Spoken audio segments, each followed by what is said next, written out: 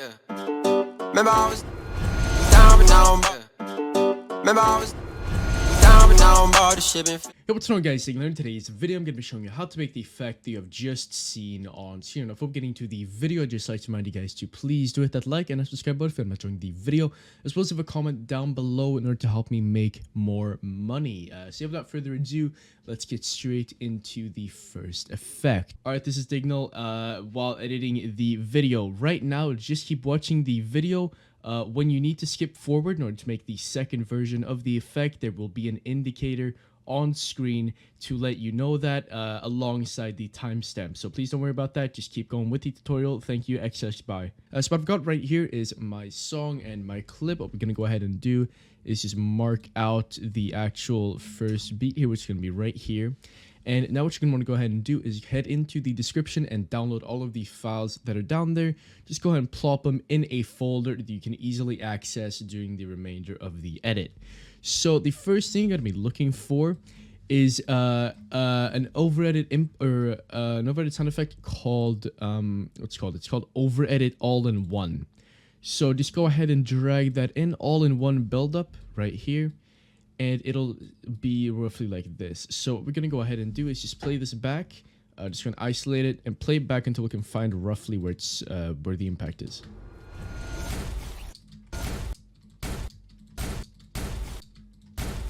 The impact is going to be right there on the actual thing. So now what we're going to go ahead and do is just drag that there. And now what we're going to go ahead and do is actually split the song. So what we're going to go ahead and do right here is just split the song on the main impact right here, right where the pump is. Go ahead and click on the latter part of the song as well as the all-in-one buildup. Hold control or just click control on that to select both of them and drag it to the right until this sort of purple thing just stops being visible. And now we're going to go ahead and fade this in like that, only on the buildup. So now what we have is we have our gap that we want to put Twixtor in, essentially. So if we listen back to this. Before he said it was a phone. Before he said it was a phone. As you can see right there, it does sound pretty good. So I'm going to go ahead and just remove the audio for the clip so that it doesn't get any more complicated than it needs to be. And I'm also going to go ahead and raise the volume by this, just like that. And now what we're going to go ahead and do is go to the first bucket right here where the song ends for the first thing. And I'm going to go ahead and just trim the clip. And we're going to put this like after the sniper thing has ended. So this clip will be in the description, of course. But I would recommend using your own sniper clip. So you're going to want to put this like where the sniper bullet leaves the gun and where the zoom out sort of stops. So now we just have this big static thing right there. And now we're going to go ahead and add some Twixtor to this. So just go ahead and drag Twixtor on there. Go 2 frames back. 1, 2. Go ahead and keyframe the speed percentage. Add a keyframe. Click on this again. Go 2 frames forward. And set this to, well, it really depends on how long the sniper shot is. You just want to play around with it. For me, it's not, the actual bullet isn't in the air for too long, so I'm going to set this like 7%. And as you can see, it is very, very slow. But you can make this a lot faster if the sniper shot is like far. But for me, it isn't, so I'm going to put it at 7. Now we go to the end, go 6 frames back, so 1, 2, 3, 4, 5, 6. Just add a keyframe here. Go forward here, drag this up until we get the kill, which is going to be like right there for me. And then go like 2 frames forward, set it to 50. And now if we play it back or just drag it back, it should just be slow like that. And then we have the build up right under there. Now what you're going to go ahead and do is just render out this entire thing. I've already done this off screen, so I'm going to go ahead and just delete this and just drag it in, essentially. But if you haven't already done this, just go ahead and select the entire thing and then just render it out as you would any other clip. And now I'm going to see if I can find it. There it is. I'm going to go ahead and just delete the sound effects that came here. And now we're just going to want to sync this up to the end, and it's going to be right there. So now, as you can see, we have sort of this, if I can go and play it back. We have that. Remember I was down, down, but So I'm just gonna go ahead and add a sniper shot there at the start because I really can't focus if there just is no sniper shot there. So I'm just gonna go ahead and check if there's anywhere I can add it. It's gonna be like right there, I guess. Like there, I guess. So we just do something like that, and then remember I was down, down, but the ship. just like that. And now what we're gonna go ahead and do is head over to the folder where you have all of the stuff that's in the description, and just go ahead and go to where the sort of slow-mo starts, and it'll be like right there. The gap is a bit different, so I'm gonna go ahead and just do something like that, I guess. Just go ahead and make sure that the music sounds good. Actually, I'm gonna keep it because it's easier for you guys. But just go to where the Twixtor starts on the rendered out clip. Go ahead and split it right there. Go ahead and add the Overedit circle blur transition part 2 to this middle part. Just go ahead and split it at the end on the impact right there. And then just go ahead and in this gap add that. And then just go ahead and go back here and go 23 frames back. So if it says 1104, we're going to go to 41 right there. And then just add that. And now, essentially, it should look something like that. We're going to go ahead and remove the halftone from the second part right there. And we should just have something that looks like that. And now, really, what we're going to go ahead and do is actually just mask out the car right here. So just add a new video track. Go ahead and hold control on this middle part right there. Go and drag that up. Go ahead and just click on the cropping tool. Go to mask, enable mask. And now what we're going to go ahead and do is actually just mask out the car here. So I'm going to be doing this on screen because like I just can't really be asked doing it otherwise. So just go ahead and mask out the character here. If the Twixtor is very slow at like 7 to like or 5 to like 10%, you really can be doing this very accurately because there aren't really that many frames that you actually need to change in order to keep the mask looking accurate. So this is going to be rough for me because you've already seen the preview from when I did the entire effect off screen, so I don't really need to show you guys how it looks like. But yeah, just go ahead and do that, and then as you can see, it doesn't really change that much. So what you can do is just adjust it slightly like that, just to make sure that it sort of fits in, which is what I'm going to be doing. But I wouldn't recommend this for your actual edits. I'm just doing this because I don't really need it to be 100% accurate for this this time. So as you can see right there, we just have the car masked out. And now what we're going to go ahead and do is actually render this out without the car. So I'm going to mute this top part. Just go ahead and render this out down there. And right here is my rendered out version. I'm going to go delete the audio track, delete that track, and then just drag that down there and unmute that. And now what we have is just essentially this. If it is a bit off timing, then just adjust it, I guess. Doesn't need to be perfect for me once again, but it should look sort of similar. And now what we're going to go ahead and do is go to the bottom track right here and split the thing so that it matches up with the mask on the top. So now we're going to go ahead and actually get started with the first effect, which is going to be the plain red. So in the folder that you have downloaded, there should be a magic bullet looks thing. So in order to actually get that onto your PC, you're going to want to go into your search bar, go to %appdata%, open up here. It's going to bring you to AppData roaming. Just go back to AppData, go to AppData local, go down into looks builder, looks custom, and then just paste it in there. And once you've done that, just go and restart your Vegas and go to video effects tab, search for magic bullet looks. Just go ahead and drag the default onto the bottom track right there, go to edit, and then just find the thing that you need.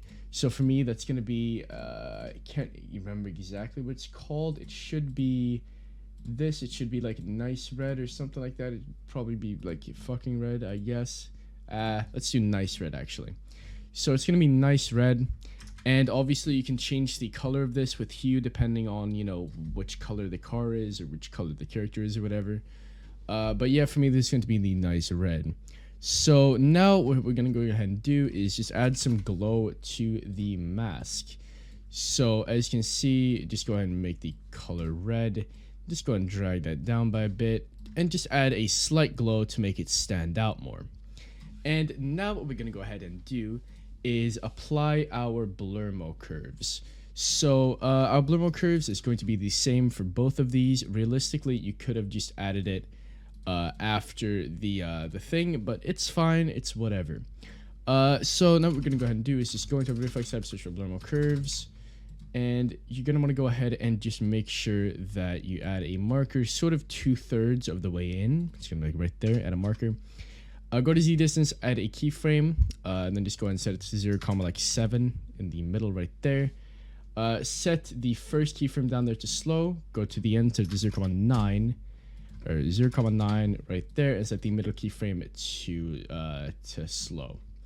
So now we should have something that looks roughly like that. And now let's go and recreate that on the top. So we just keyframe it, set it to 0,7, right? 0,7, just make sure that these are the same. And then just go and go to the end and set it to 0,9. Set the first keyframe to fast and the middle keyframe to slow. And now they should have roughly the same blur mode curves value. But now what we're going to go ahead and do is actually add another blur mode curves on top of this. Just go ahead and keyframe the Z distance, set this once again to like 0,8 or however much you want it to go outside of the actual thing. So you can just go ahead and drag it up sort of like that, but you will also want the shift to go up a bit so that it actually covers the remainder of the car. So let's maybe do it like that, I'd say. Just make sure that it does, like I said, cover the part of the car. So we will want to just keyframe this. So just make the 0,5 keyframe, whatever, in the middle, the shift keyframe. Then it's set to 0 at the start. So we will want it to cover that, and then we just reset it to 1 and 0 at the end. So for some reason, it is decided to reset there, but it should be fine. So now just go ahead and do that. I'm going to go ahead and actually just leave the call because I was in a call for some reason. So now we're going to go ahead and do just set the first keyframe to fast and the second one's to slow. Just like bro, it's not working. Just like that. And now it should look like that if we go and pre-render. Should look roughly like that. It should be, the car should be getting bigger than the rest of the things.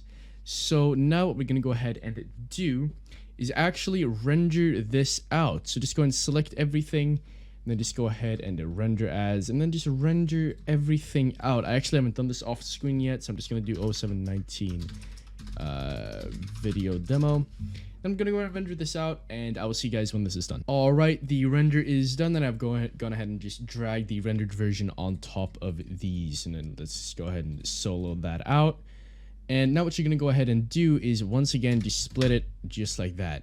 Now go ahead and head into the description or whatever, and just import the presets that are there. You should have already done that, hopefully. And then just go ahead and add the Overedit impact that should be down there.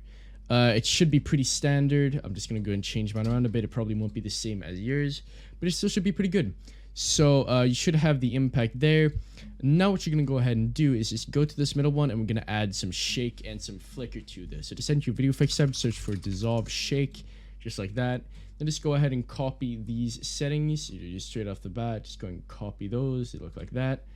And now what you're going to go ahead and do is just probably going to drag the frequency up to like 25, honestly. Go to dissolve amount to like 0,05. Keyframe the dissolve amount, drag that to the end.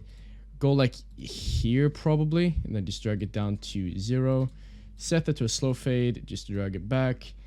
And honestly, start the thing off with a 20 frequency, and then make it 25 towards the end, or 26 or whatever. Set it to slow fade, and the shake should just start showing during the course of the entire thing. And now we have some shake. Now go ahead and go to your video effects tab, search for flicker. Just go ahead and copy, let's see which one it is. It should be these settings. And as you can see, just copy those, keyframe the amplitude, just go to like 1/3 in, and just add that marker there, set that to 0. So you should have 0 1/3 in, and then at the end you should have these settings. Set the flicker to slow, And now we should be done with this. So let's move on to the second version of this effect. All right, so now we're going to do the second effect. Now I have made it up to where I have sort of masked out my car right there. And we have sort of a zoom in, or sort of a zoom in animation. On screen right now is the timestamp up to which you can watch this if you skip directly to this part of the video for some reason. So just go and follow that, and it'll say on screen when you should skip forward. So yeah, now we have this, and for this specific thing, you will need After Effects, unfortunately. So now what we're gonna go ahead and do is just render out, just isolate this by clicking on the S tool, just isolate the masked out, click on that. Now go ahead and head into File, Render As, go down to QuickTime 7, and copy these render settings right here. Then go ahead and just name this like transparent 0719 or whatever, and render it out. Now the reason you're using QuickTime for this is so that the black background is transparent. If you do not use QuickTime and you use some other rendering thing, it won't be transparent. So yeah, once again, the reason we're making it transparent is so that we can import it into After Effects to make the actual mask.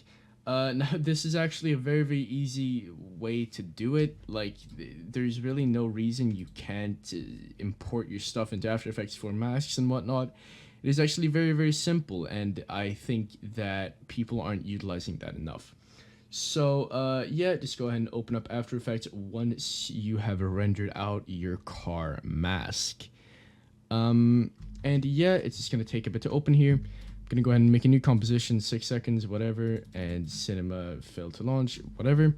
Now I'm gonna go ahead and drag in the transparent thing right there. And now you will need to go into the folder that you have with stuff, and just go ahead and download the preset that is down there. It should be called the CC, is it 2? It should be called the CC2, yeah. And essentially, what this is it is just like a like an overlay almost. Credit goes to Eon for this. It is in our free pack that we have. And yeah, essentially, if it is a bit thin, what you need to do is just duplicate the track. Should work, hopefully, or it doesn't, that's whatever. But yeah, it should look something like this. So now just go ahead, and if it's, let's say, this long, just go ahead and drag this part right there. Just drag that back so that you only render out the part that you need, which should be right here. And now just go ahead and hit File, Export, Add to Render Queue, go to Lossless, click on RGB plus Alpha, click OK, and render this out. Now, this should now render out just like that. It does work a lot better if there is no blur on it or anything like that, but it should still be fine. If there is some blur, it'll be just a bit, well, blurry, essentially. And great, now it's done. I'm going to go ahead and close this out. I'm going to go back into Vegas right here. So now I'm not going to isolate that. I am instead going to make a new video track. I'm going to go ahead and go into my render thing. I'm going to drag this on top. So now we should have something like that. Just go ahead and go into the 3 bars right there, go into composing mode, and click on screen. And now we should have something like that. So essentially, you can just layer these on top of each other if you feel like they aren't like visible enough or whatever. And yeah, now we should have something like that. I'm just gonna go ahead and use one for now though, because it's just much easier for me. And now what you're gonna want to go ahead and do is just click on your video effects tab and search for glow, just drag default on top of that, and then just go ahead and add some glow to this, just enough to make it like look like that. And now what you're gonna want to go ahead and do is just make sure that you have isolated your background thing right there. Go into your video effects tab, search for VHS, and now just go ahead and drag in this preset right here. So as you can see, I'm just gonna go ahead and scroll through these. Any VHS works really. They don't need to be these exact settings, which is why I'm not putting a preset or anything. You can use pretty much whichever VHS thing you want. I think even the default works great. And now that we have something like this, it does look a whole lot more retro-ier almost. I can even I can use literally any any preset ever. I would recommend that you stay away from the scrolling ones though. They aren't really the best in my opinion, especially not for this effect when it doesn't actually go over the car either. So yeah, just make sure to, you know, they do layer, so I'm a bit stupid for not thinking of that. But yeah, now we have this. So once you have this, there is not much you need to do left except add some color correction to this VHS. So the way I do this is just by adding some light cyan glow. So just head into your S glow, drag default on there. Just find sort of this color roughly, sort of this color, maybe a bit lighter like that. Drag the brightness down a whole bunch just until you have something like that, just to make it a bit like more bright and a bit more like misty. And after that, we're gonna add some film glow as well, just some fast film glow right there. Drag default on top of that, and now we have everything that we need. So now it just goes out like that, and that is really it. We're now just gonna want to add our the impact that is in the folder that you downloaded. Just drag that on there, and as you can see, it just works really. So yeah, that is going to be it for today's video. Thank you guys so much for watching. If you did enjoy, like down below, comment, subscribe, all that good shit, and I'll see you guys in a couple days, and peace.